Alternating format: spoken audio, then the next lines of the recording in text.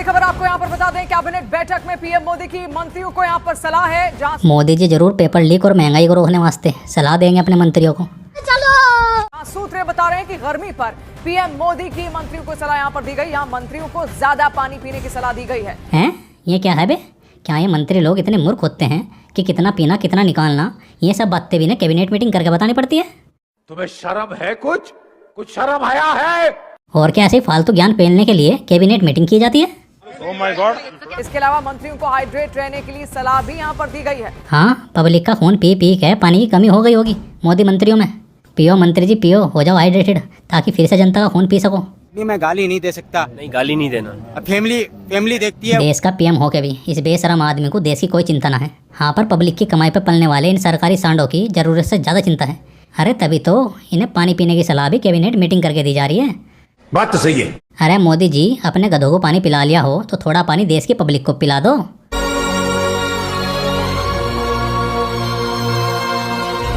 यह है मेरे देश की आम पब्लिक जो हमेशा डिहाइड्रेटेड रहती है क्योंकि इनको पीने के लिए साफ पानी ना मिलता, और जो गंदा पानी मिलता है उसको लाने के वास्ते भी कई कई किलोमीटर पैदल चलना पड़ता है। अंगेन घात्रम नयने वक्त्रम न्यायेन राज्यम लवणेन भोज्यम।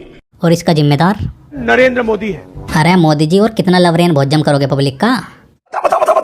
अरे मोदी जी, 2014 में तुम अच्छे दिन चिल्लाते हुए आए थे और आज 12 साल बाद तुमने देश के बुरे दिन ला दिए। आज ना पीने को साफ पानी है और ना खाने को अच्छा खाना, और रोजगार का तो नामो निशान मिटा दिया तुमने देश से। वाह क्या सीन है। जिस आदमी के पास 2014 में देश की सभी समस्याओं के समाधान थे, आज वही आदमी देश की सबसे बड़ी समस्या बने बैठा है। क्या बात कर रहे हैं? आज मोदी जी को ना तो देश की चिंता है और ना चिंता है अपनी इज्जत बेइज्जती की। मोदी जी को चिंता है तो सिर्फ अपनी पीएम वाली कुर्सी की। उस कुर्सी के वास्ते मोदी जी ने मूर्खों को अंधभक्त और मीडिया को भांड बना रखा है। सही पकड़ा। हाँ। अबे हटना, दिख नहीं रहा कि नरेंद्र बाबा फोटोशूट करा रही है और तू है कि कैमरे और नरेंद्र बाबा के बीच मान लाग रहा? अबे बाबा नरेंद्र डिसमिस कर देंगे तुझे।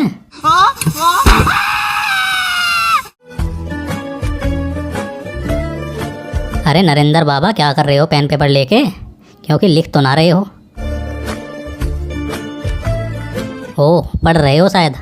पर तुम कहाँ ऐसे पढ़ते हो? तुम तो ऐसे ऐसे पढ़ते हो, पूरा पेपर एक साथ। ऐसे नहीं पढ़ता, पूरा पेज ऐसे ही, और मैं ऐसे रख देता हूँ। Are you comedy me? Norway में प्रधानमंत्री मोदी की प्रेस ब्रीफिंग थी, तब एक महिला पत्रकार ने उनसे सवाल पूछा और अपने मोदी जी बिना सवाल का जवाब दिए वहां से सिर झुका के निकल गए। क्यों? क्या हुई? क्योंकि पत्रकार ने जो सवाल पूछा था वो मोदी जी के सिलेबस से बाहर का था और उस सवाल का जवाब मोदी जी के टेलीप्रॉम्प्टर में भी ना लिखा था।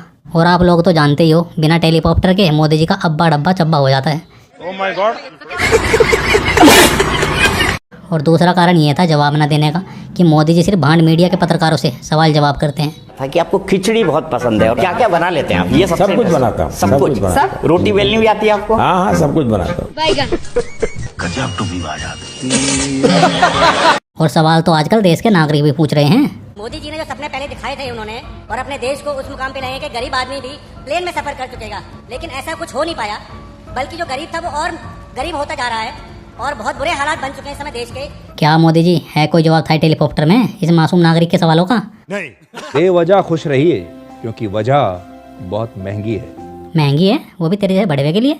अबे तू तो मोदी की बड़वागिरी करने के भी 15 करोड़ लेता है। तेरे लिए क्या महंगी होगी बे मोदी के?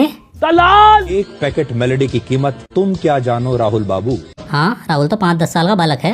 अबे 100 MLA लेके बैठा हो और देश का नेता विपक्ष है हो।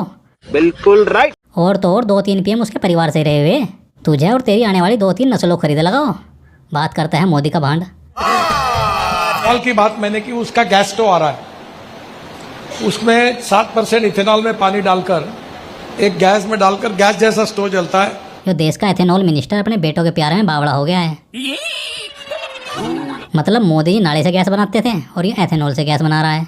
और कारण बस इतना सा है एथेनॉल से गैस बनाने का कि इसके बेटों की एथेनॉल बनाने की फैक्ट्रियां हैं। अरे बाप रे, ये तो धोती खोल रहा है। वैसे गडकरी जी, एथेनॉल मिलाने के बाद पेट्रोल के दाम तो कम ना हुए, पर मेरी बाइक का एवरेज जरूर कम हो गया। भारी मिस्टेक हो गया सर। कृष्णा, कान्हा, कन्हुआ सब एक ही है, इसलिए धड़का ना। अरे कमबख्त तुम्हारी भगवान के सामने ही झूठ बोल रही है। ए पागल औरत, भगवान से ना डरती, कम से कम साइंस से तो डर। धड़कन मिल रही है इस बावली को एक मूर्ति में। अबे नर्स वाली डिग्री कौन बढ़वा दे दिया इसको? पता नहीं। अबे ये नर्स के नाम पे कलंक है बे। थू है तेरी डॉक्टर वाली पढ़ाई पे।